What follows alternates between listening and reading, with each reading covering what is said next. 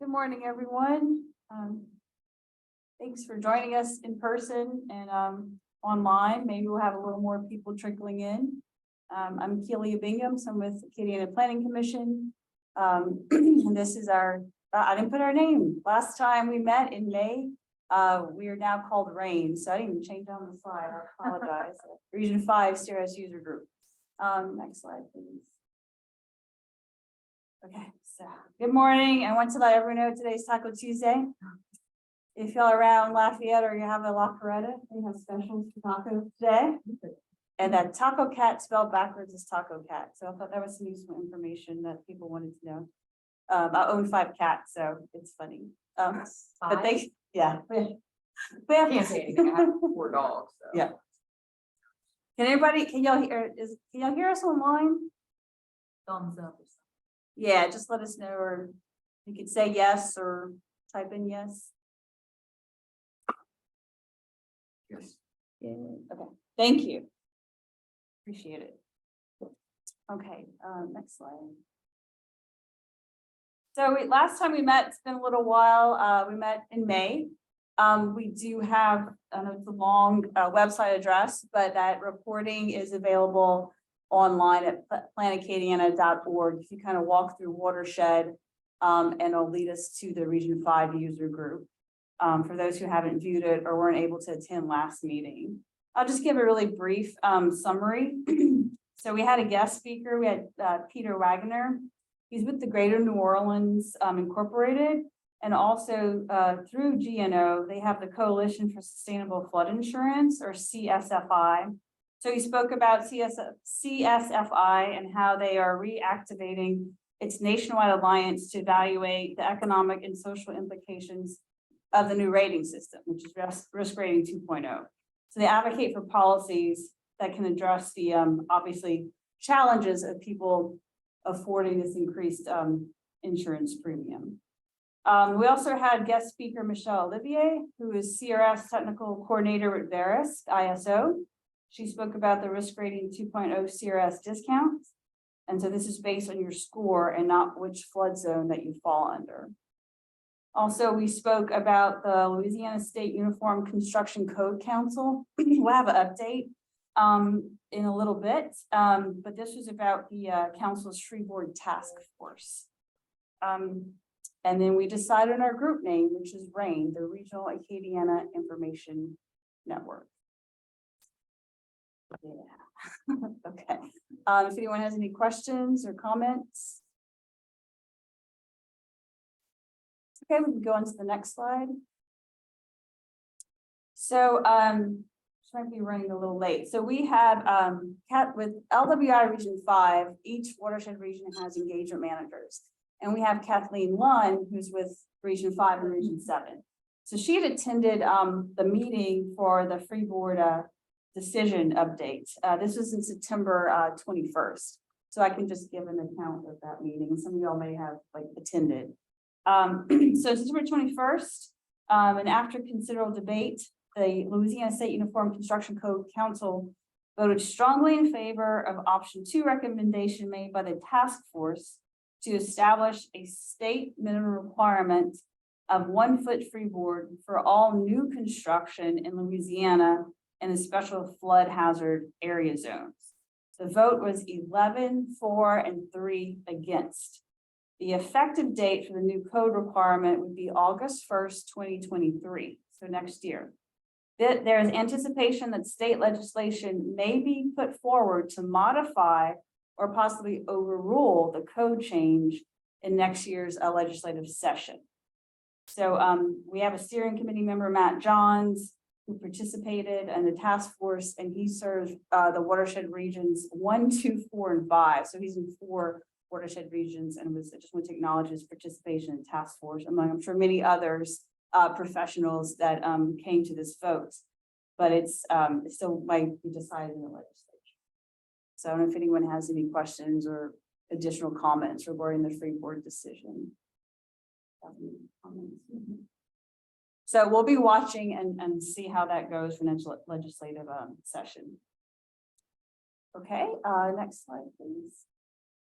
So today we have Stephanie Weeks with Verisk Analytics, who's a CRS specialist and a certified floodplain manager.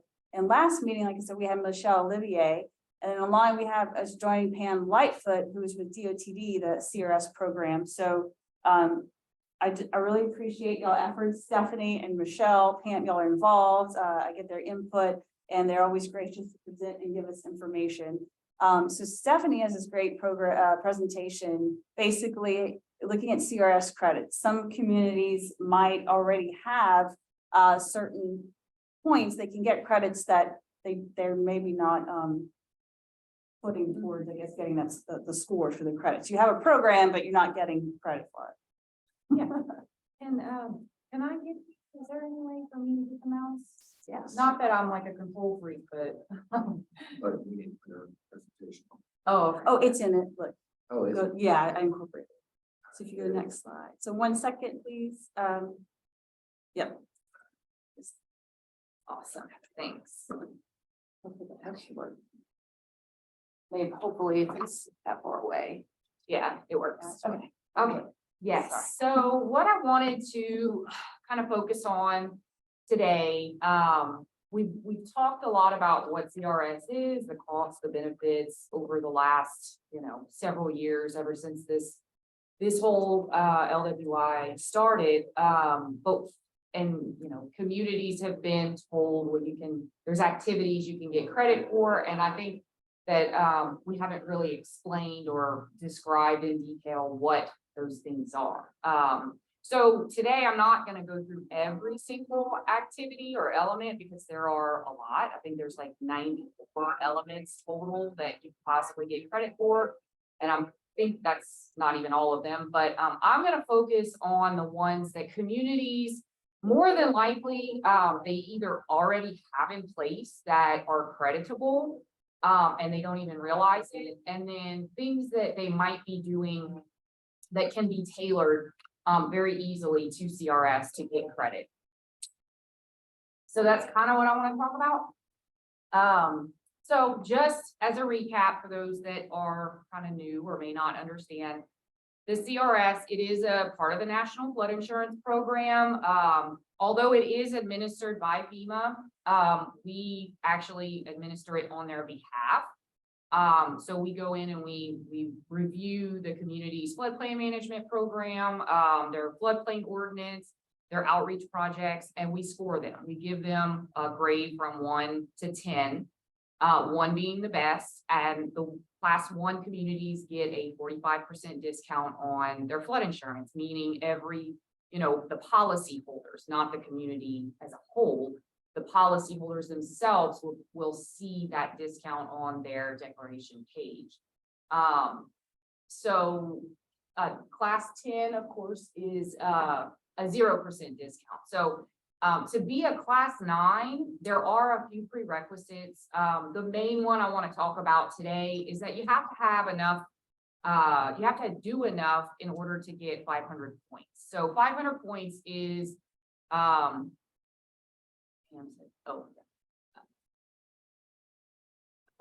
points is the number of points that you need to be a Class 9. There are a few other prerequisites, such as being in good compliance or being in full compliance with the National Flood Insurance Program. We want to, make sure that you're doing what you're supposed to be doing at a minimum before we start rewarding or incentivizing higher standards.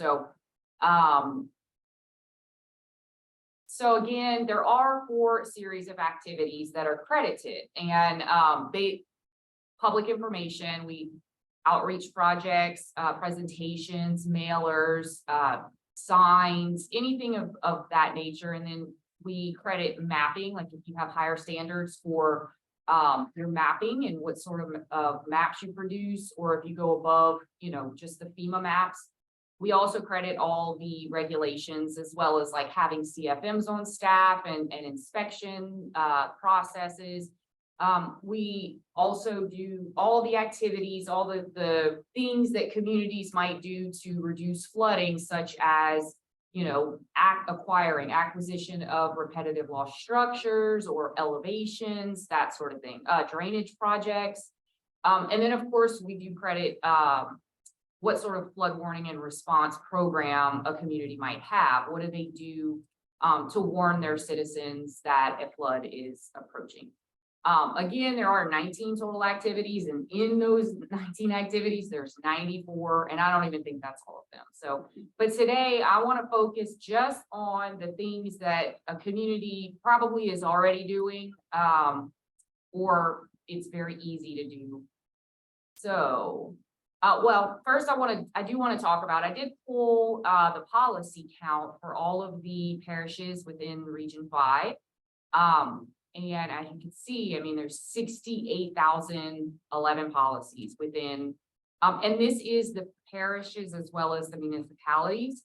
And for the most part, with the exception of like Rapides Parish, the bulk of the policies fell into the unincorporated parish. So, Rapides, with the exception of them, because Alexandria has a tremendous number of policies. So they saw, Alexandria saw a lot more than the Rapides unincorporated parish did. So, but the remainder of them, for the most part, the parish really kind of was the bulk of where the policies were felt.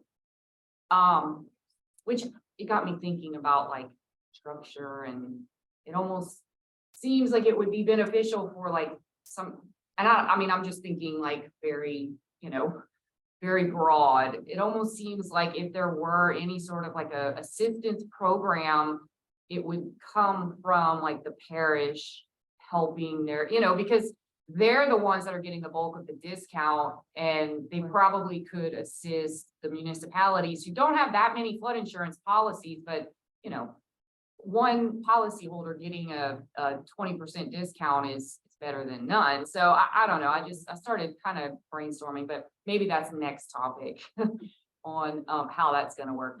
So Question about why is it reading Rapides? Alexandria. Yeah. Because Alexandria, that's Rapides, that includes Alexandria, and all of its municipalities. I was thinking, and I actually have a breakdown, thing. I can provide that to you, but I have a breakdown of, all the cities within each parish and how many policies they had. So, and one thing that you mentioned, which Michelle talked about at the previous meeting, was that now with Risk Rating 2.0, it does open that CRS discount up to all policyholders. Couple caveats, that the discount doesn't apply until the policies are actuarial rate, until their true risk rate, until they're paying what they're supposed to be paying. So, but it opens the door now to 68,000 policies getting the discount instead of before, where it was only the policies that were in the special flood hazard area. So although the discount right now might not be so much greater because of Risk Rating 2.0, it definitely, in the long term, it could potentially be more. And we don't know, we're not sure. We've gotten the question of, we have a what if analysis that will show each community what their cumulative discount is and what the discount is per policy. And we've asked if that has been revised to reflect Risk Rating 2.0, and the answer is no, it has not. And we are not sure as to when that's going to get updated. More to come. So the table on the right, I know it's kind of hard to see, but this is just the CRS class, the point level, the points that are needed for each class, and then ignore the premium reduction.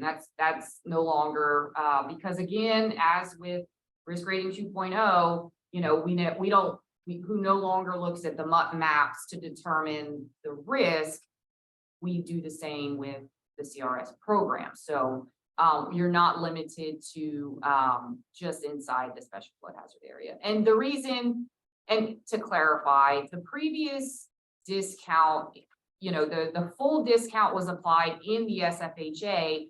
Those policies that were the preferred risk policies, the very inexpensive $400 or $500 policies, those were 0% discount. This, I know it says here outside the SFHA, those were the policies that were standard X rated, that they were not paying that preferred risk. And it's hard to explain, but essentially There are policies out there that for whatever reason, they just don't qualify for the preferred risk. So if they did have that X standard policy, they did see a little bit of a discount. So it's hard to explain, but again, that's all going away. So just forget everything that I just said. Okay, so just some of the benefits. We've talked about this in the past.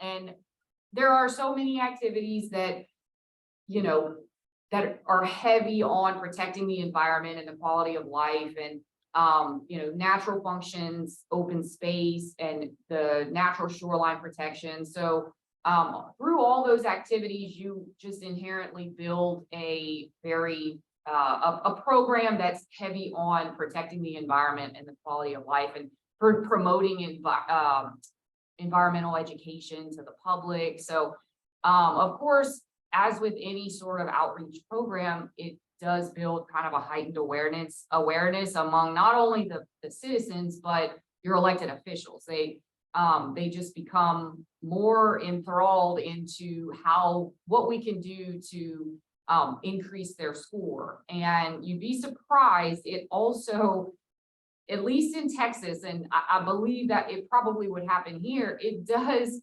sort of promote somewhat of a healthy competition between communities. You know, San Antonio and Austin have a competition on who can get to a class 5 the soonest. You know, it's a good, friendly competition of how they can kind of build their program. And at the same time, while they're building their program and making a better program, they're also the things that they're doing are benefiting their citizens in the way of flood insurance discounts. So it does help those communities that kind of just don't know what to do. You know, they have a program here that they're supposed to manage by the NFIP. They require them to manage it as a condition of getting flood insurance in their community. And what do? We don't know where to start. It's an outline or gives a map or a guidance to building a very effective, good floodplain management program. So obviously decrease in flood damage. That's ultimately the main goal of the program. And it does. Freeboard, and I have a slide, 2 slides in my next that are going to explain on a personal level. I've seen it with my own 2 eyes that Freeboard works. Increase in flood insurance policy. We have one activity specifically, it's called flood insurance promotion. We credit you if you just go in, you get a list of the flood insurance policies within your community. You do an assessment of where the gaps are and where you see a lot of, you know, where it could be better. And you do an assessment, and then you also promote it in those. Okay, we're gonna, you know, this is our assessment. We give you credit just for that. And then if you take it a step further and you do outreach projects to those areas where coverage could be better, we credit all of that. And then of course, the big one, you know, savings. The money's going back into the pockets of your policyholders and your citizens, as opposed to going into, you know, floodplains. And this is just a quote from a mayor, and it was, I think it was in like Nebraska, North Dakota, somewhere. But and I just liked the word intangibles. You know, it's great that that you get this discount in flood insurance, but it's the intangibles that can truly be important to a community. Through public relations and communication, our citizens have been able to be prepared physically and emotionally for flooding, and millions of dollars have been saved over the years through awareness, preparedness, and mitigation. So just a few of the things that, you know, plus you get a nice plaque. Yeah. Okay, so this is, I wanted to explain, and I'll harp on it, and I've tried to explain this to people, and I think visualizing it is better. This was my house on the end in 2016, well, not in 2016, this was actually before. So my house was built in 2000 after a developer came in. The whole area was a flood zone, and he did a Lomar F, which he built up the land, removed it from the flood zone, then went and put houses there. The building in the back was built in 2012. We built the finished floor to 24.5 because the city made us, or the parish made us. And I was mad. I was so mad that we had to pay for elevation certificates. We also had to pay for platting because it wasn't a lot that was, it wasn't, you know, you could clearly see that it was an extra lot behind, but anyway. So I was already very upset, but I did it because they told me I had to. So we built it it's about 1.5 feet higher than my house, my existing house. So the next picture is not super clear. Yeah, it's even worse here. Sorry. I thought it would be better, but this is a aerial from August 14th, 2016, and it's hard to see here. I can see it on my computer, but my house flooded. We got 12 inches of water, and that building, you can see there's like it's on an island, and it had no water whatsoever. So I've seen with my own 2 eyes that freeboard does work. Okay, so now I want to start to talk about those things that you probably are doing, you don't even realize you're getting credit for it. And the first one, the major one, is providing flood map information to your citizens. If someone calls or emails or walks in and says, you know, I'm looking at this house to buy, or I want to know what flood zone my house is in, or I'm looking at land to purchase. If you tell them, yep, this is in flood zone A, it is a special flood hazard area, and there will be a mandatory purchase requirement with a mortgage. If you just give them the basic information, it is creditable. There are a few requirements. Again, you know, with CRS, it's all about documentation and documenting it the right way. So if communities are able to use the flood maps and the firms or a GIS, that's obviously the first prerequisite. You have to know how to read a flood map, which most of us do. You do have to keep a record of it. We ask, you know, at least keep a general idea of who you're talking to. We don't want you to keep a log of every single encounter. That's kind of unreasonable, but just keep a log of what information you're providing to them, and an address at least. And of course, it's kind of a tiered system. If you give them just basic information, enough to write a flood insurance policy, it's in X zone, it's in A, flood zone A, this is the BFE, or there is no BFE, or you know, that's just the baseline credit. And then the more information that you give them, if you give them information, it is in an area that of suspected wetlands, it's in a historical flooded area, it's an area that's flooded before, and we happen to know that the depth of the flooding is X, you know, the more you give them, the more credit that you get. So, and then the last requirement would be that we just want you to tell the community that you offer this service.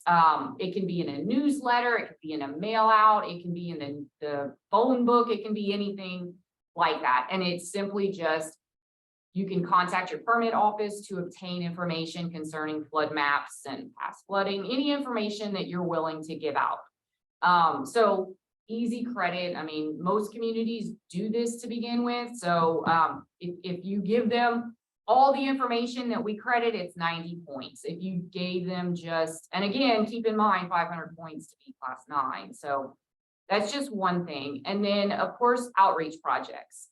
We credit up to 250 points with a community without a PPI, which PPI we're not going to talk about today because that's kind of crazy, but brochures in your lobby will credit if you have FEMA brochures, or a lot of communities will create their own personalized brochure that hits all the topics, and they'll put it in, you know, multiple public buildings. We credit that. We also credit what we call general projects, and this is going to be your posting on social media, your some mailers to all residents, your presentations. Clay was telling me when he walked in, he did a presentation to the Young Professionals Network. It's a group of realtors, lenders, and insurance agents. Young one, you know, not young, just new. And so actually, it's not even just new ones. It's all of them. I did a presentation there, and I think we had like 75 people once. So it's a really great resource where these industry professionals can get good information. Signs, those no dumping signs, no dumping allowed, or those little drain markers that they have on a lot of the drains, storm drains that say, you know, it drains to the river. That's all creditable. All the stuff that environmental quality departments, they do, is creditable, and most communities don't realize how much those departments usually do. That's all credited. And then we, of course, we will credit, the highest one is when you send out letters to those repetitive loss areas. Or, areas that are behind a levee, or dams, anything like that. So that's all things that are easily done. We credit them. And communities can get up to 250 points. So already, just the mapping, that's 90 points possible. Outreach is 250. It's, you're halfway there. Not even. So we also give credit for things that are cataloged in the public library. There's 9 public FEMA publications that if you catalog them in the library, you just get credit simply for having them there. And so many of the, like Lafayette Parish Library has, all of those publications already, which would, because Scott is in the city, parish of Lafayette, they would get that credit. Just because your city doesn't have a public library, if the parish library does, you get that credit. And then of course, information that you have on your website. Jefferson Parish has a great flood preparedness website. And so all that information, the more you put on your website, the more credit that we give. Most communities usually average, I guess, for both library and website credit, I think maybe around 60 points or so, if I'm not mistaken, maybe a little bit more. And then open space preservation. This is a big one because this is just, it's so easy. You do nothing other than just have open space areas in your community. We credit parks, nature preserves. Then of course, they all have to be within the special flood hazard area because again, we want to focus on preserving the floodplain. Buyouts, any buyout really, like HMGP, FMA, which I'm going to get into because I was shocked when I realized how many homes have been either acquired or elevated in Region 5. So, and then when we do credit like deed restricted open space, as you know, any HMGP buyout program, all of those lots will be deed restricted. So you get bonus credit if the lot was not only acquired, it was deed restricted.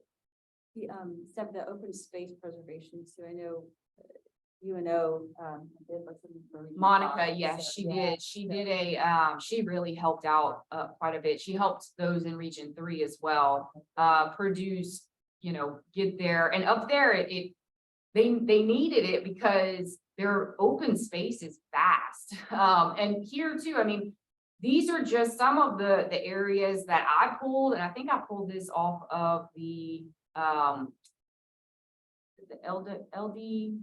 the Department of Wildlife and Fisheries. They have a GIS, and it makes it really easy to go and look and see what the acreage is of each area. But I mean, Alexander State Forest, Thistleway, West Bay, all these, Marsh Island, Attakapaw Island, Spring Bayou, Camp Beauregard, Sherburne, White Lake, all of that could be considered open space credit. So we credit things like ball fields and city parks and like if there's a Boy Scout, like a council area, even if it's privately owned, we will consider it. If like a golf course, if it's privately owned, and the golf course, they sign a letter just saying, we have no intention of developing it. They then we'll credit all of that. So yeah, and then there is, I wanted to focus on the basics today because there are under open space. Open space is kind of the big one. Then we take it a step further and we'll credit open space that's in its natural state. We'll credit, open space that might have be a critical habitat for threatened and endangered species. Like it builds upon itself. So we credit the open space, and then the more, of those other aspects, we will look at that. There's another one, critical habitat. If it's in sort of like a corridor or a green infrastructure network, we'll credit that. There's all sorts of, again, 94 elements. So I'm just touching on the major ones. So yeah, there's a lot of open space. Honestly, the one parish that lacks open space is Lafayette, because in the city, I mean, we have more open space in the city than we did in the parish, because in the city, we had all the city parks. In the parish, there's like nothing. It's just, so yeah. And again, this is gonna be like city or county or parish owned. I was about to say county. I'm so used to Texas. Parks, nature preserves, anything. We don't credit federal lands. So you have to deduct that out. But there's lots of opportunities there for all the parishes in the region. I thought I had another picture, but I guess not. Okay. So I'm skipping right over from 420 from open space. I'm skipping right to floodplain management planning. I skipped what we call activity 430, which is the floodplain damage prevention ordinance, or flood damage. That's all those higher standards, your freeboard, your development limitations, because that's like a whole nother whole presentation in itself. But 510, this is floodplain management planning, and most communities get this credit for simply having a hazard mitigation plan. All the parishes, or not all, most of the parishes in Louisiana contracted with LSU SDMI to draft their hazard mitigation plans. And, as you know, hazard mitigation plans are required in order to receive disaster funding. So these plans are very important. They're updated every 5 years. So most parishes have them. I did go through, and just because it's not showing up here doesn't necessarily mean it's not there. It just means that I couldn't find it. But these were the parishes within Region 5. I'm gonna close this real quick. It's cut off, but that's okay. All these parishes within Region 5, they had a current hazard mitigation plan that didn't expire for quite a while. These here, Acadia and Allen, theirs is expiring soon, but their plan is in development. And the good news with this plan is that it's been used. The template of the plan has been used all over the state. So therefore, I already have, what we could expect scoring to be for a community. If Iberia or a community within Iberia wanted to join the program, and they submitted this plan, it's highly likely that it would score somewhere between 127 points and 174 points. Because this template was used for other communities that have already been scored. I hope that makes sense. So all, the communities within either or Rapides and just because you don't see the picture there of the hazard mitigation plan does not mean it doesn't exist. It's just, that's just what I pulled from online. So these communities can submit this plan and easily just already get either between 127 and 174. And the reason it varies is it's just some plans have more information than others. So that's kind of what we gauged it at. Easy way. I mean, they don't have to do anything other than submit a plan. It's so of course we all have seen this before. If you drive down South Highway 14, Erath, Delcom, these elevated houses. And you can, I know this house, I pass it all the time. It's on Highway 339 in Erath. And I don't know if it was, elevated for flood purposes, but being that this house is way down here and that one is way up on pillars, and I watched them do it. So I know it was elevated. So that's done all over Louisiana, South Louisiana, especially. We credit that. And I went in, so these are the creditable projects: acquisitions, elevations, floodproofing of existing buildings, sewer backup, channel modifications, storm drain improvements, diversions, retention and detention basins, and flood barriers, berms, levees, that sort of thing. So I went through, I don't know why it's doing that. It wasn't like that on my computer, but I went through and I found, is there a way to, oops.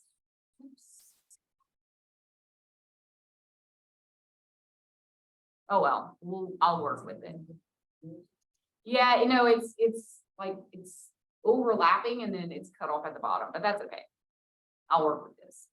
So I went through and I was able to find, FEMA has a really great open data, where you can pull like all the hazard mitigation projects that have been done. I think it dates back to like 2001, if I'm not mistaken. And it gives you, how many structures were a part of that grant. It doesn't, of course, tell you where the structures are, but it does tell you the number. It tells you the ones that are approved. It tells you the ones that have been closed and the ones that are obligated.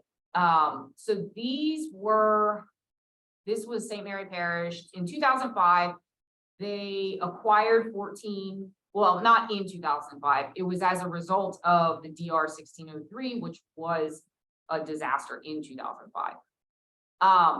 14 and 2, that's 2 elevations, 14 acquisitions. That's just what I found. There might be more out there, but that was what was online. Vermilion Parish, all these disasters, 01, which I can only think would be, It was 2005. I mean, what was in 2000? Oh, 2001 was Tropical Storm Allison. Yeah, probably, but I don't know. It could have been anything.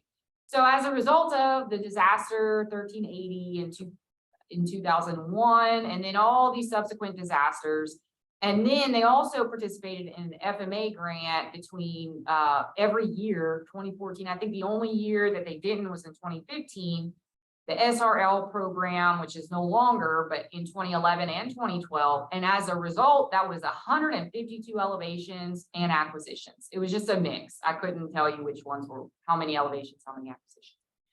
152. And then Acadia, all these disasters, and then one FMA grant. There was a mix of 20 acquisitions and elevations. And then Cameron Parish, 1603, that must have been PETA.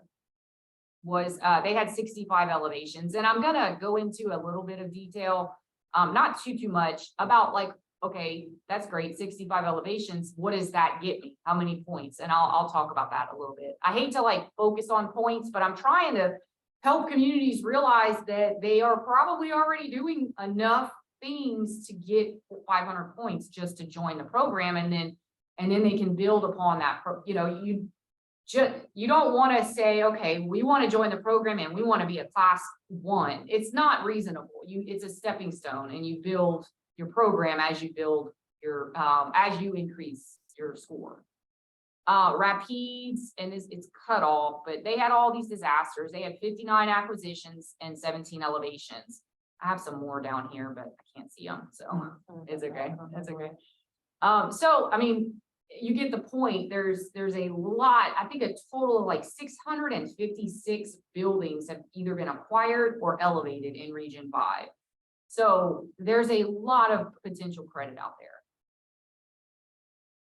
So this is a sample scoring for 65 elevation projects that were, and this is all, I'm just assuming. None of this is, I didn't, it's not factual. I'm making assumptions. 65 elevations that were elevated, existing structures, elevated to base flood elevation plus 1 foot. Cameron Parish, they were actually showing, we have RL data, like the whole number to see how many RL properties have been mitigated. And they were showing that 137 have been mitigated. So, which leads me to believe like there might've been a major drainage project or maybe a larger acquisition project, because all I showed was 65 elevations, but they were showing that they had 137, but that's, I'm getting off topic. So, I'm making an assumption that 35 of those 65 elevations were just regular buildings. They were not on any repetitive loss list. They were just regular buildings that were in the special flood hazard area.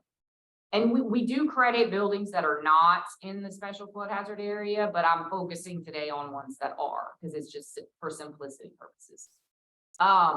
20 of those were repetitive loss buildings on the repetitive loss list, and 10 of them were SRL buildings. So there's two options to calculate credit, and it's really easy. It's a point for the 35 regular, 35, 2 points for RL buildings, and then 3 points for SRL buildings.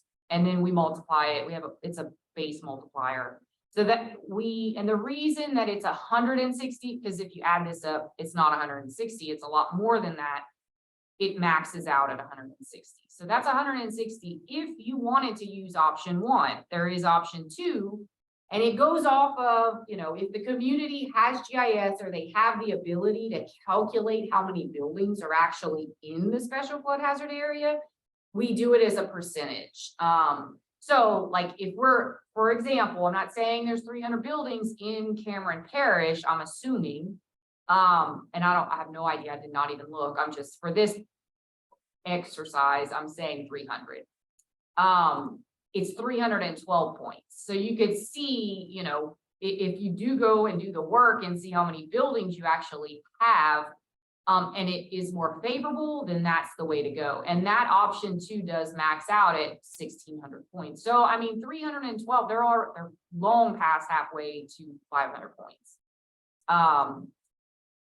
So as far as, and again, I just touched on, those are just a few activities.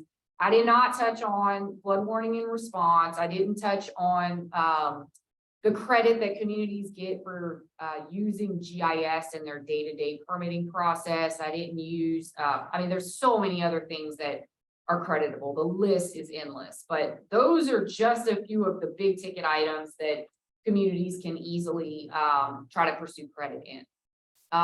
So the application process, it's really simple. You send a letter of interest from the CEO, which is typically either the mayor or parish president, or it can be the city manager. There is a quick check.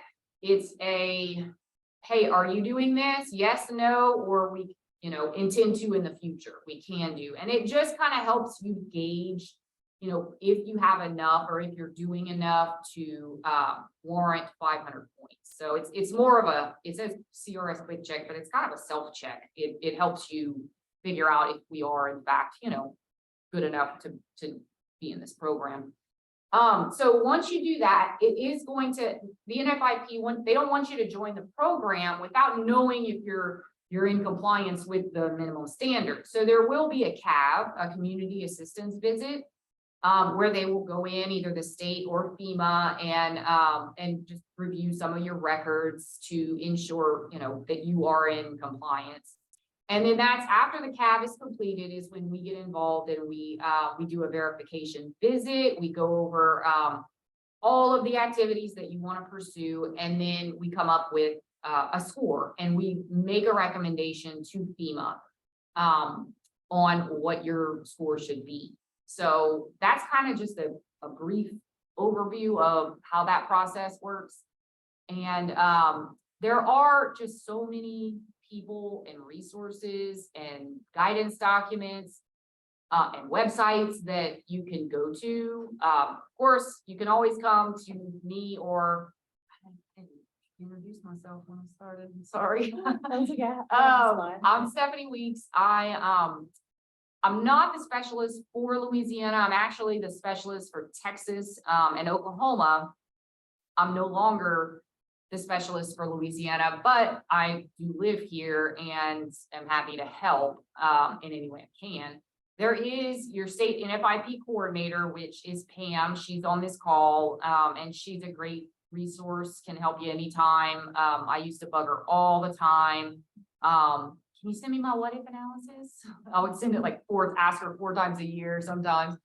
And then there are several websites you can go to. There's a website called crsresources.org, and it has templates and, sample logs, sample brochures, all sorts of really good information that communities can use. And then, of course, other CRS communities, you know, one thing about CRS is it just by nature helps communities sort of build relationships with neighboring communities, because they start to see what these other cities and other parishes are doing. And, hey, you know, what are you guys doing for this activity? And I'm actually going to talk, whenever I get into CRS Biz, I'm going to talk a little bit about that, because that can also, if you want to start implementing a certain higher standard, but you aren't sure, you know, how to do it, I can show you the CRS Biz. And then the CRS user groups. User groups are really really popular in Texas, as well as like the East Coast, New Jersey states. So, and it's great. I mean, great best practices. You know, this one is just getting off the ground now, but the ones that are more established, like in the Capital Region and the Jump and the Float over in New Orleans, they have really great members and who are just more than happy to help a community that's, and even if you aren't in that area, for example, I used to go all the time when I was a new coordinator to the craft meetings in Baton Rouge, when I was just trying to learn, and they welcomed me. They were more than happy to give me any information that I needed. So just because you don't necessarily live in the areas doesn't mean that you can't just show up at their meeting one day. They're very welcoming. Question that started. Mhm. What is the guys question about fundamental? ISO/CRS specialist. What is ISO? Insurance Services Office. And they are part of, We're part of Verius Analytics. It's a private company, but we're federal contractors. Yeah. contracted with FEMA. FEMA. And is it like a many year contract? Is it something that will change? Yeah, so it's we actually just signed the new contract just recently, but it's like a 5-year. Yeah, we've been a contractor since its inception. I think 1994. Oh, wow. Okay, Yeah. a long time. Yeah. Okay. And so insurance Services Office. and it's a private contractor and they assign a CRS specialist to different areas. Yeah, so we have, I think I'd be lying if I told you, it's somewhere around maybe like 14 or 15 specialists. And each of us has a territory. So I have Texas and Louisiana. There is another, the Louisiana specialist, she lives in Hammond. And then, you know, we're scattered all over the nation, and everybody has like 2 to 3 states, depending on the makeup, of course. The more, you know, that's why I only have 2, because Texas has so many CRS communities. But then there are resource specialists. What we do is, what I do is I handle the 5-year visits, which, and the new application. So if a community wants to join the program, I'm the one that does their new application. And then every subsequent 5 years or 3, if you're a community that has a large number, the largest in the state, we do make you re-verify every 3 years instead of 5, because, you know, that's a huge discount. And then we also, the lower the class you are, so if you're a class 1 to a class 5, you recertify every 3 years. All the others, every 5 years, where what we're doing is, you know, at that new application, we're giving them a class. Okay, you're a class 8, your citizens are going to get a 10% discount. They are required every year to keep doing all those things that give them that credit, those credit points. So at the 5-year mark, we come in and kind of reevaluate, say, okay, what has changed? What have you added? What have you taken away? We don't do a whole new, you know, application. We're not starting from scratch, but we are going in just to make sure they're still doing all the things that they said they were doing, or that, you know, they asked for credit, just to make sure that they still warrant the class 8. At that time, we'll either improve the class. Okay, this community should be a class 7, which means a greater discount for the citizens. Or we say, okay, they really like got some issues, and If it's large enough issues, then we will go and talk to to FEMA about it and say, hey, they've got some serious compliance issues, and we do retrograde. Obviously not ideal, but it does happen. It's a political nightmare.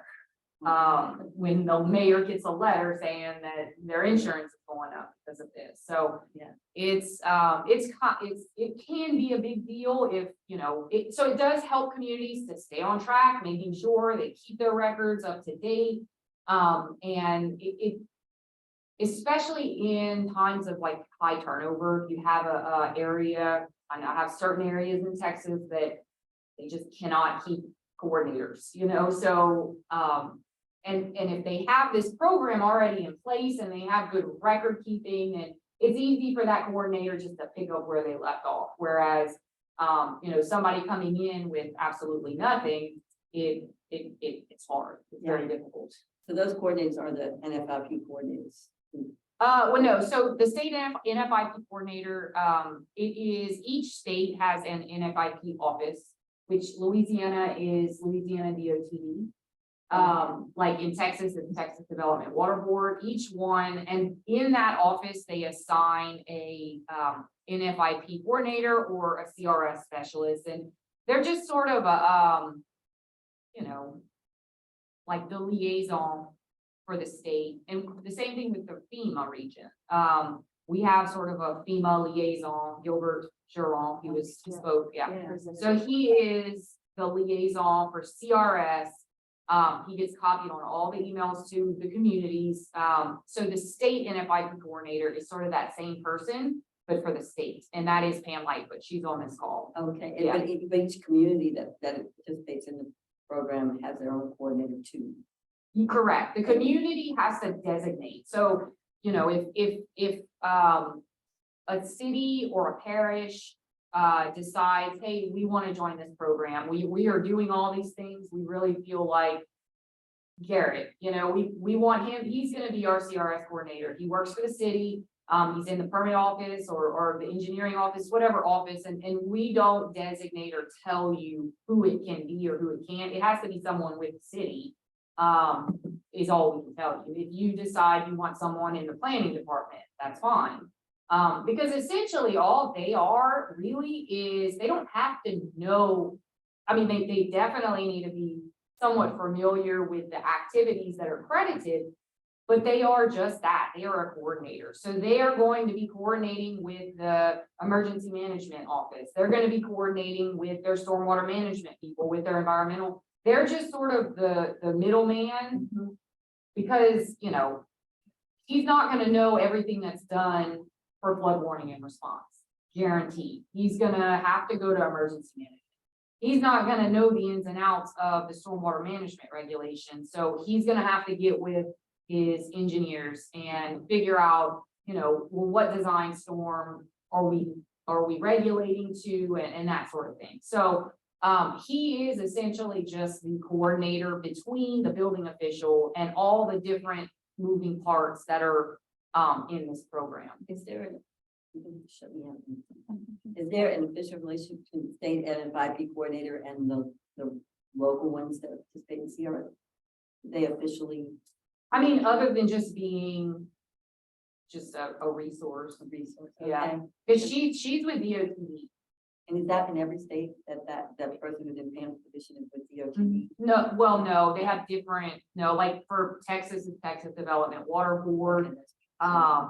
Different, some it's like Department of Natural Resources, DNR. It just depends. I mean, it's just the makeup of the state. DOTD is just the floodplain management office. But wherever they are located, that person stated by a coordinator works closely with ISO. Yes. CRS. That's what I'm trying to get at. Yes. Something is managed. Yeah. And so clearly FEMA They- decided from the beginning to outsource the monitoring of this program. And, Yes. And Because- how would that work? I because- realize that you're. I mean, it worked because again, I mean, FEMA, they are only responsible for compliance of NFIP minimum. The communities are not required to do anything other than what the 44 CFR tells them, the Code of Federal Regulation. They don't have to go above and beyond. So the CRS program is rewarding those communities that choose to go above the NFIP minimum because, I mean, let's be honest, the NFIP minimum are just that, they're minimum If standards. that would require you to have like a floodplain administrator.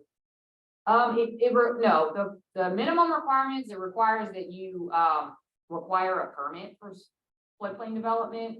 It requires that you make, buildings be elevated to the base flood elevation. It just is a baseline and it doesn't protect from flood damage, period. And they recognize that.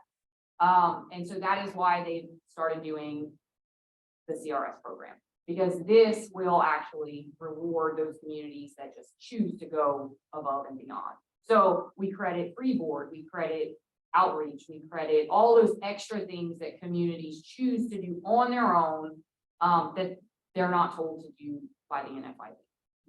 Voluntary.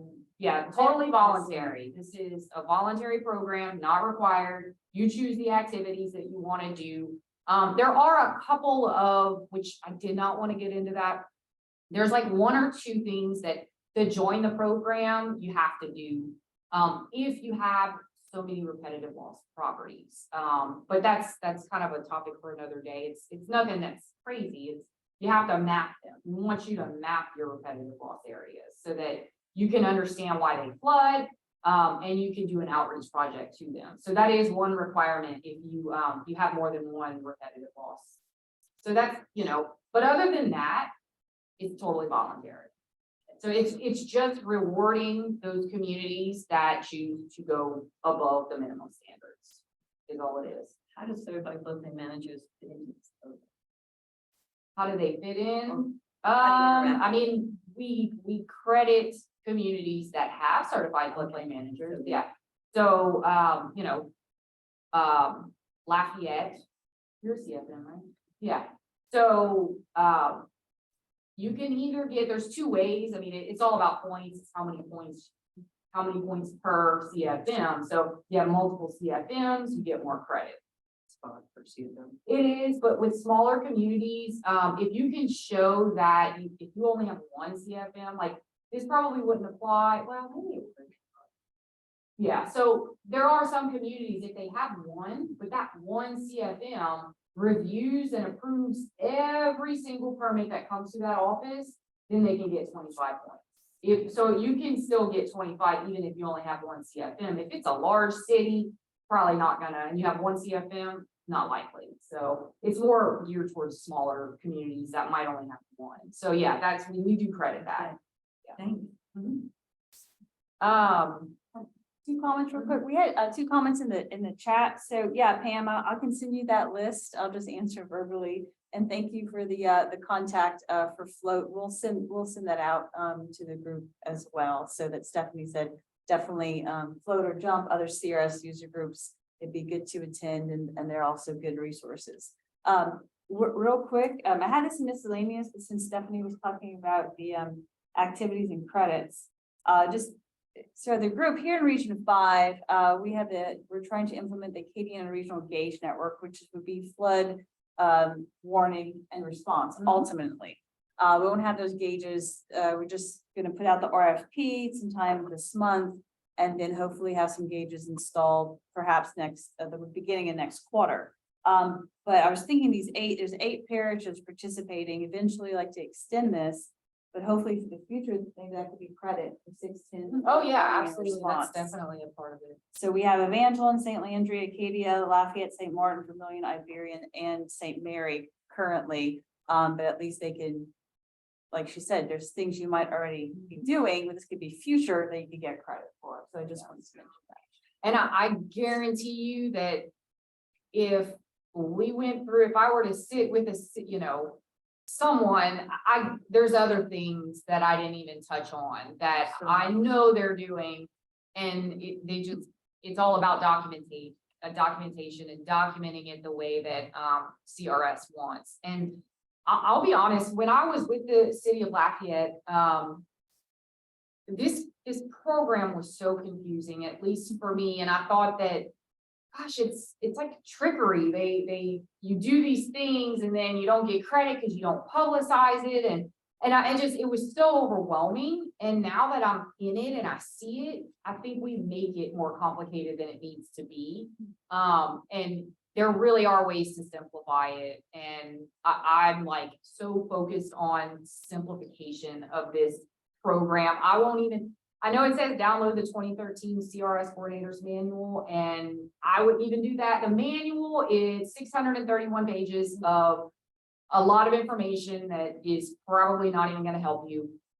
It's good, it's a good tool to use when you're confused about an activity, but there are so many other guides and resources to use other than that manual. It's, when you look at it, it will overwhelm you, but it's not as complicated as we think it is. And I think that if you have a good specialist and you have a good person kind of guiding you along the way, it's a really easy program. Or no, I don't want to say it's an easy program. It's easy to manage it. It's easy to make it easy. I don't know if that it doesn't make sense, but there is a way to do it in a way that's not going to overwhelm your city and overwhelm your coordinator. It can be done right. So I feel so many communities out there are like, nope, that's too hard. We don't have the time. We don't have the money. And yes, it is going to be work in the beginning, but then, as you really get on the roll and you start moving and a few years down the road, it's just kind of building upon itself. And it's more of just keeping the train moving, and then adding things. And that's one good thing about the program, and I didn't really touch on that, but one of the benefits is that just by joining the program, it automatically kind of builds upon itself. Okay, we're doing this, erosion and sediment control that gets 10 points. Okay, well, how do we take that next step to make it 20 points? Let's do that. It builds upon itself and helps a community to really help improve their floodplain management program. I know I'm rambling. Sorry. Okay, so this is the crsresources.org, and I used this quite a bit when I was a coordinator. And you just click on these. This link here, it actually tells you like who is assigned to each state. And then it gives templates, it gives guidance documents, and it's just, and then this here, the training, there's webinars. You can go back and look at past webinars. I think it's back, as far as back, it's like 2012. So great resource here. Yeah, the webinar series, like I said, they have tons of them. That we even have webinars that help you to prepare for your verification visit.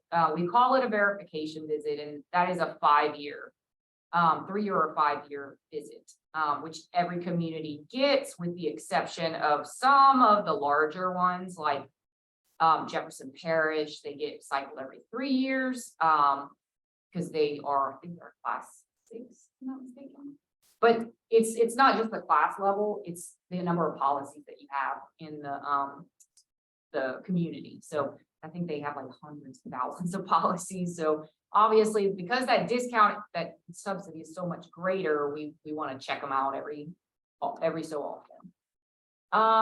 And then, yep, that's it for that activity. The activity part of it. I'm so glad you do this. Thank you, because I was going to do it myself. So then the next tool that we have is somewhat new, and it's really, really cool. If you want to, more just for FYI kind of thing. Okay, I'm hoping it works. I'm just to share it.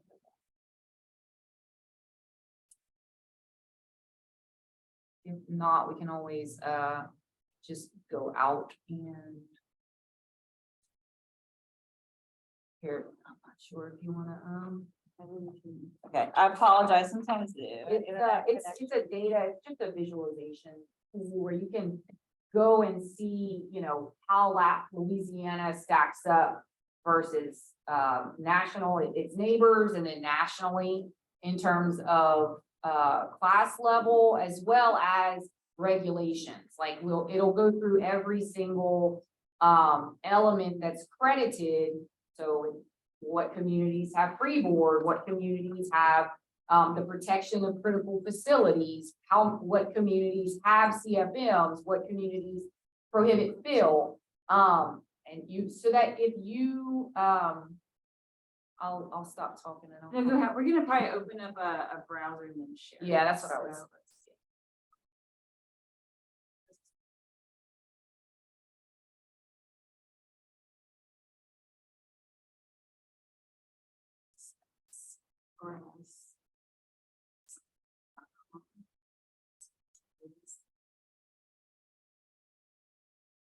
Whoa, I can access it in.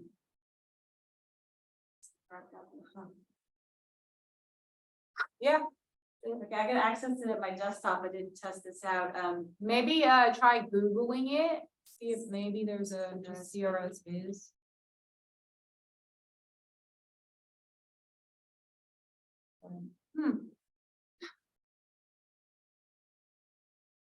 Well, darn. I think it's possible to move their service now.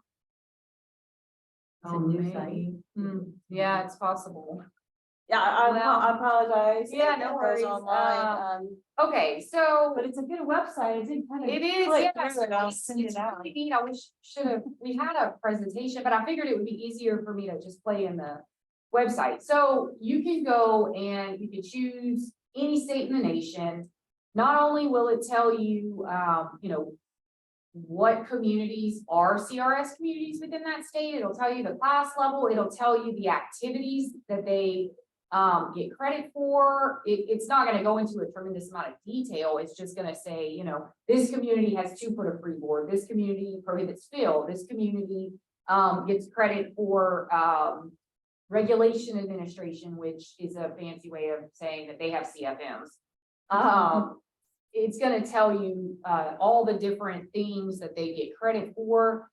It's gonna tell you things like the average credit among those communities for certain activities. And the one thing that you will see right off the top is there is very little 610 with flood warning and response credit in Louisiana. Very few communities get that credit. It's a hard one. Well, shoot, let me see. I'm gonna check to see if it's the server. I'm sorry.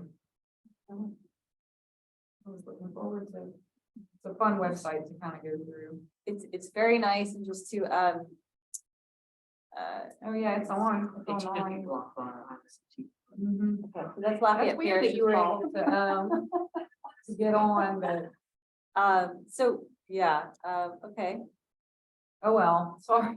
But Next time. It is a Veris, though, just to, product, Veris. It's product, so Yeah, just so wanted if to- you go to crsbiz.com, it gives you all sorts of really useful information. If you are curious about one certain activity, you know, you can go to the chart and see what communities in your area are actually enforcing that regulation. Which, you know, you can call them up. Hey, how are you doing this? Can you give me some language to adopt, or what's your process? It just helps you figure out what neighbors are doing what.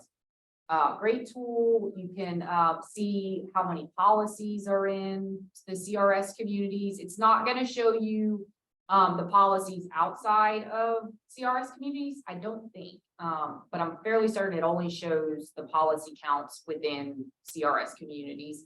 It shows you how long the communities have been in, which I was very surprised to see that like 31 communities within Louisiana have been in the CRS program for 30+ years. I saw that. Since it's- Yeah, I yes, was like, looked at wow. Lafayette's been in for 11 years. And then like Scott and Karen Crow have been in for a little bit shorter. So, but the bulk of the communities have all been in for more than 30 years. So it's just a really great tool, and I would, you know, urge you to take a look at it if you're curious. And that's pretty much it. But like I said, here myself, as well as Michelle Olivier, she's actually a technical coordinator. So she does still work with communities, but she's sort of a floater and does Florida and all other, many other states, but she's also one of our technical coordinators that when we have kind of issues that we don't know what to do, we go to her, and she's really, really helpful. And then Jen Rochelle, who used to be with the floodplain management office of DOTD. She is, many of you have maybe had a cab with her. I did a long time ago. So she's very helpful, and she is the Louisiana specialist. She is on maternity leave right now, but she's coming off in just a couple of weeks. So, but there's all sorts of people and resources that want to help and want to see communities succeed with CRS. We are seeing just overall a big interest in the program because of risk rating 2.0. So, definitely good time to. I would almost thought it would be the opposite, because you don't get the credit, you don't get the discount until you get your full actuarial rate. But before, there was absolutely no discount, like so if you were outside the special flood hazard area, you didn't see that discount whatsoever, and there was no, so this change, although they don't see it, they might not see it, they might see it right away. Although some aren't gonna see it right away, it's sort of that long-term projection of the potential for all these policies to see that discount. So we definitely are seeing a lot more, communities that never joined because they had a high number of policies, but they were all in the X zone. Now they're starting to join. And the rate's going up, right. And what is the name of the person who's on the floodplain office of DOT? Maternity leave? Oh, that's Jen Rochelle. She's with Barrett. Yeah, she is with us. She's the CRS Louisiana specialist. She used to be in Pam's office with the state, yeah. But then she came over to our side. Well, not our side, you know what I mean. So yeah, there's lots of people that are always willing to help. Michelle's always so willing to help. She's, emailing me and responding to me on the weekend sometimes, and she's super pro community. And that's another thing. We are very pro community. We don't go into a community looking for what they're doing wrong. We really, really are heavy on what they're doing right. If they are doing something wrong, we'll talk to them about it, and hey, probably not something you want to do, but again, that's not what we're looking for. We're looking for all the things that they're doing right to reward those activities. So yeah, that's all. I had like 30 minutes planned out for CRS. So I'll have to put that on next time. Yeah, we could go over it next time, and then we'll have the recording. I'll send the slides, all the information. I think previously I'd sent, but I'll keep sending in an email to the whole group. All Stephanie, Michelle, Pam, maybe Jen's contact information, the websites, so that you can have it in one place. But yeah, for those of you that can access it right now, it's not blocked by your current internet provider or your work. CRSbiz.com. Oh, and then we do have another tool. This is more exciting for current CRS communities.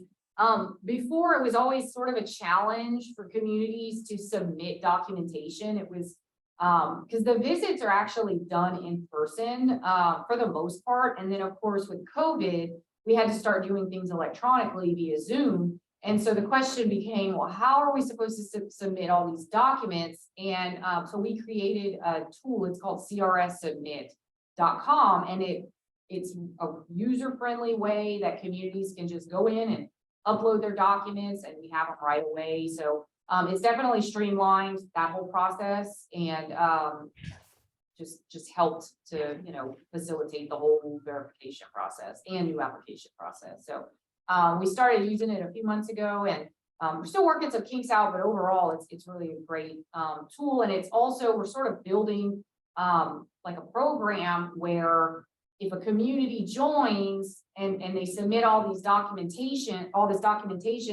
and we score it, we look at it, and we want to have a nice, pretty little package to give them at the end so that they can have that for their records, so so that later down the road, they can, you know, if they have a coordinator change, they know exactly what was submitted, they know exactly what they're getting credit for, because you'd be surprised. It's very, very difficult to pick up where someone left off with CRS, because it is a difficult program to learn. So to have to pick up where someone left off without good documents is a challenge. So.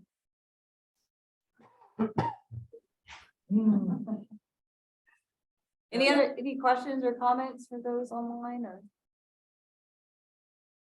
Yeah, so it's kind of, Who is online?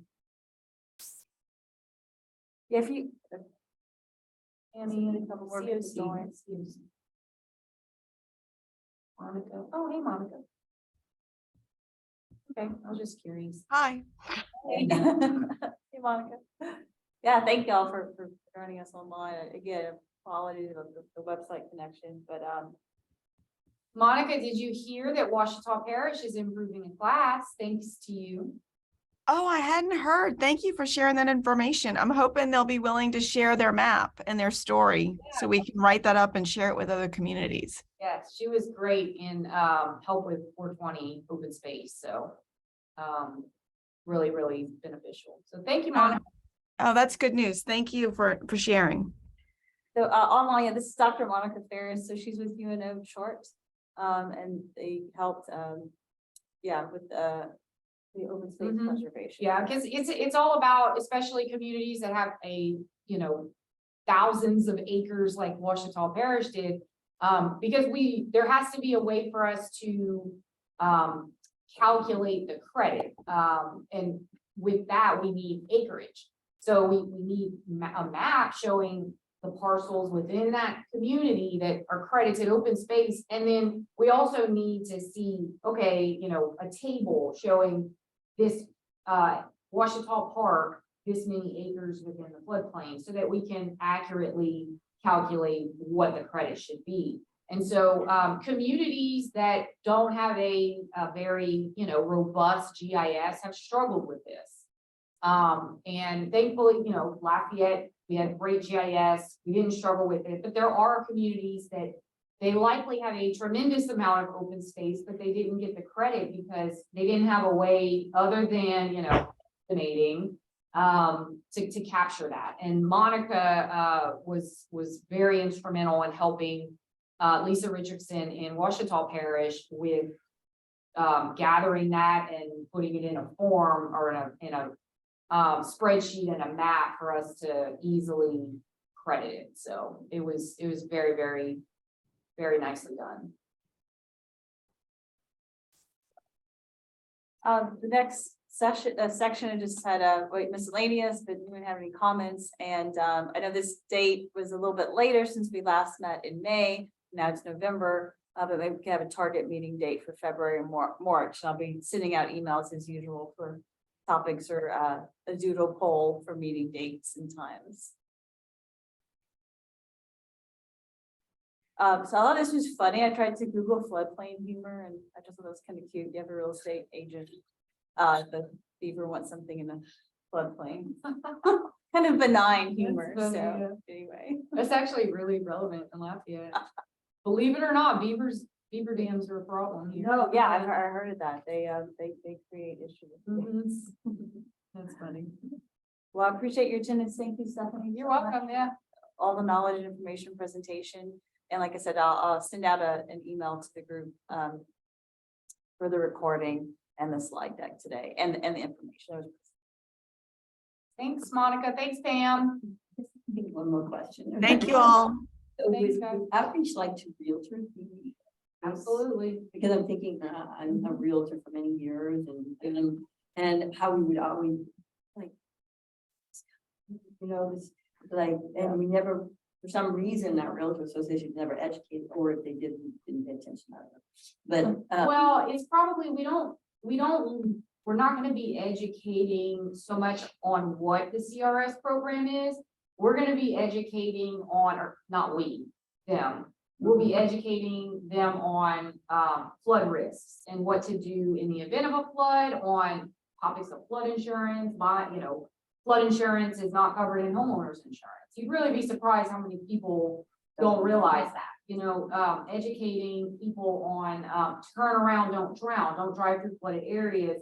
On property protection methods, on ways that they can protect their property.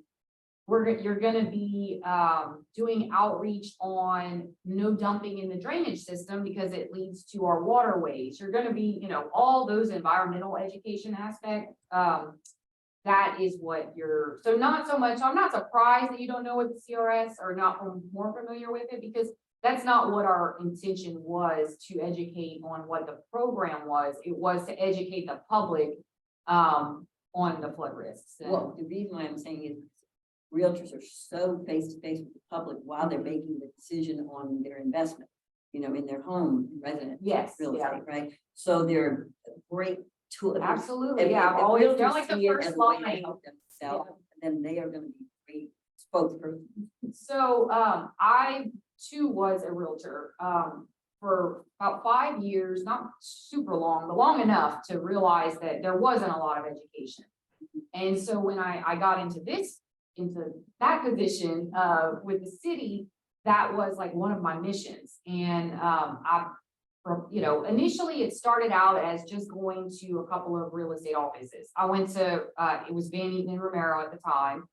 I went there, that was my first presentation that I gave, and, went there, did a presentation, and then it started to build. I started to get more, and it was honestly a presentation explaining what the 100-year was, the special flood hazard area was, how they could find information on flood maps. I mean, it was more of a helping them to help themselves, on where to go for information and building in a floodplain and what was required there. So, it was just a big information session, and it sort of built on that. And then I started getting more requests and, to do more. And then I got a request from the Realtor Association to do a quarterly meeting, at the, RAA. And, we decided, I don't know who decided, but they sent the presentation into the LREC, and it ultimately got realtors,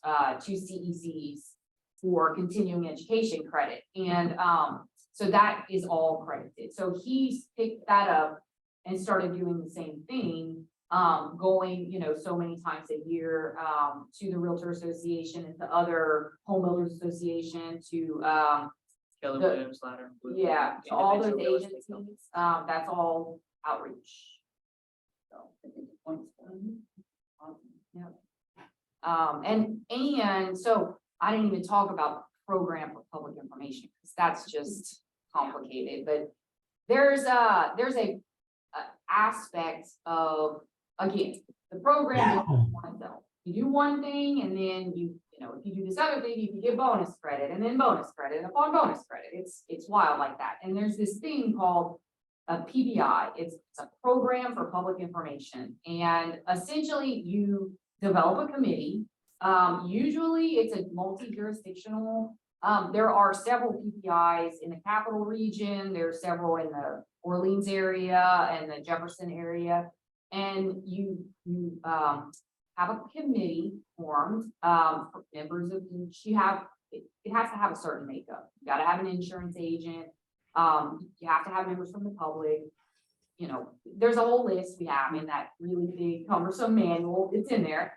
Of who has to be on this committee. You have to meet a certain amount of times, and you are just developing exactly what it sounds like, a plan for public information. You're outlining all the projects that you're annually going to put out there for the public, what topics you're going to cover. And so what this does, it's first, it doesn't give you credit just for doing this. Just for meeting with the committee and producing this document. It's once you go and you start doing. So in that program for public information, you put that, this community they're responsible for, they intend on doing 4 presentations a year to the Association of Realtors.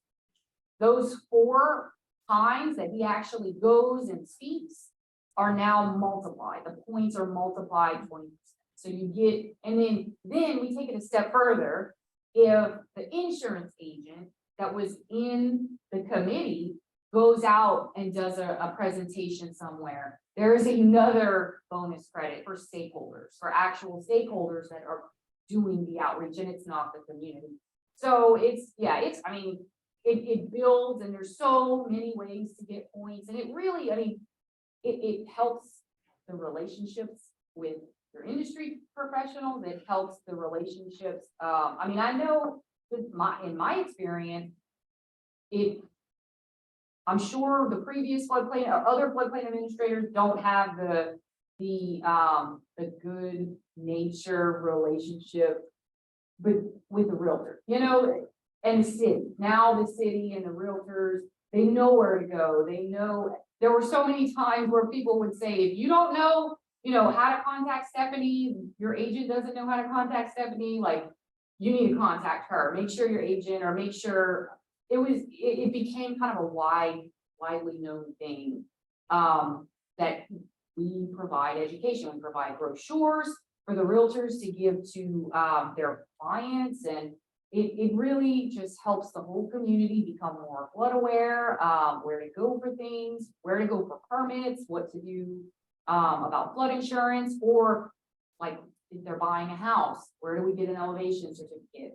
Most realtors probably, you know, don't necessarily know, or at least new ones, what an elevation certificate is, much less where to go to get one. So you really help just build that whole atmosphere of knowing what to do and where to go. We had a comment, thanks, Monica. Yeah, that sounds great. If you could send the, information, I could send it Yeah. out to the group, so. We're very heavy on, not recreating the wheel. So if another parish or another, area is doing something right, we recommend, or we urge you to look at their documents. I mean, obviously, don't use them word for word, but use their documents in creating your own, just as a guide. So yeah, there's lots of PPIs. Monica has helped tremendously in their PPI and their CRS user groups, and she's just a really great resource. I know I've called her many times when I was with the city of Lafayette, whenever I first started out, and she was always so happy and willing to take my call and answer my questions. So you really be surprised at how willing communities are to help their neighbors and to figure out this program. Because we're all kind of in it together. So Partnerships. absolutely, yeah. Thanks, Monica. Any other questions, comments? Well, yeah, next time we get out, go through the website. Yeah, sorry. No, I'm just Well, I Louder. should have brought, we have a presentation that they use, but I wouldn't be able to find it now. So it would take me longer to find it than it would to, so yeah, we'll just put that on the agenda for next time. But in the meantime, they can go check it out, and then if they have questions about it, we can always talk about it later. So. all right, well, thank y'all very much for attending and joining us online and those in person. Y'all have a good day. Bye, guys. Online. Thank you. Bye-bye. Thank you.